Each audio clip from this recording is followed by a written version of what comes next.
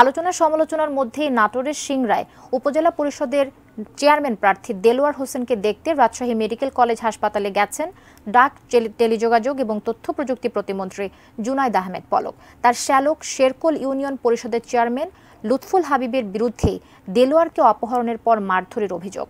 এই বিষয়ে বিস্তারিত জানাতে সরাসরি আমাদের সঙ্গে সংযুক্ত হচ্ছেন সহকর্মী বুলবুল হাবিব। বুলবুল হাবিব, এই যে অন্তর্দ্বন্দ্ব বা কোন্দল, এটা আসলে উপজেলা পরিষদ নির্বাচনে কতটা প্রভাব ফেলবে বলে মনে করছেন এবং সামগ্রিকভাবে নির্বাচনের পরিস্থিতি বা পরিবেশ কেমন দেখছেন একটু জানাবেন রাজশাহীতে।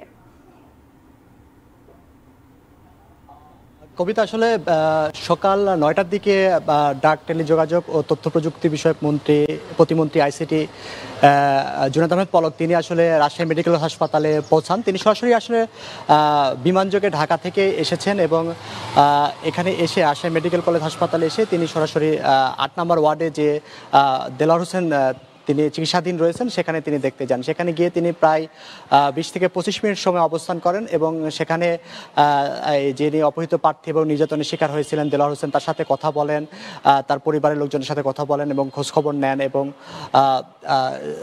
তাদের যে পুরো বিষয়টা আসলে খোঁজখবর নেওয়ার পরে তিনি আসলে বলেন যে পুলিশ যেহেতু এটা তদন্ত করছে, তদন্তে যাদের যাদের নাম আসবে তাদেরকে আসলে বিচারের আওতায় আনা হবে এবং এই ঘটনায় আসলে প্রতিমন্ত্রীর ভাই, ভাতিজা বা কোনো ধরনের আত্মীয় স্বজন, শ্যালক কেউ কোনো নাম আসলে তারা কেউ ছাড় পাবে না, তেমনটি কিন্তু আসলে গণমাধ্যম কর্মীদের তিনি বলেছেন। এবং যেহেতু আসলে আমরা জেনেছিলাম যে গত সোমবার এই দেলোয়ার হোসেনকে অপহৃত করার পরে নির্যাতন করা হয় এবং সেখানে আসলে আইসিটি প্রতিমন্ত্রী পলকের যে শ্যালক রয়েছে লুৎফুল হাবিব, তার নামটা আসলে ব্যাপক আলোচনায় আসে এবং তারপরে কিন্তু প্রধানমন্ত্রী যে নির্দেশনা দিয়েছিলেন যে আসলে আত্মীয় স্বজন, কোনো মন্ত্রী এবং প্রতিমন্ত্রীর আত্মীয় স্বজনরা যে নির্বাচনে অংশ নিতে পারবে না, সেই নির্দেশনা দেওয়া হয়েছে। তো এখন যেহেতু আমরা আসলে প্রতিমন্ত্রীকে জিজ্ঞাসা করেছিলাম গণমাধ্যম কর্মীদের পক্ষ থেকে যে আসলে সেই বিষয়ে আসলে তাদের পক্ষ থেকে অবস্থান নেওয়া হবে, তিনি বলছেন যে আসলে এখন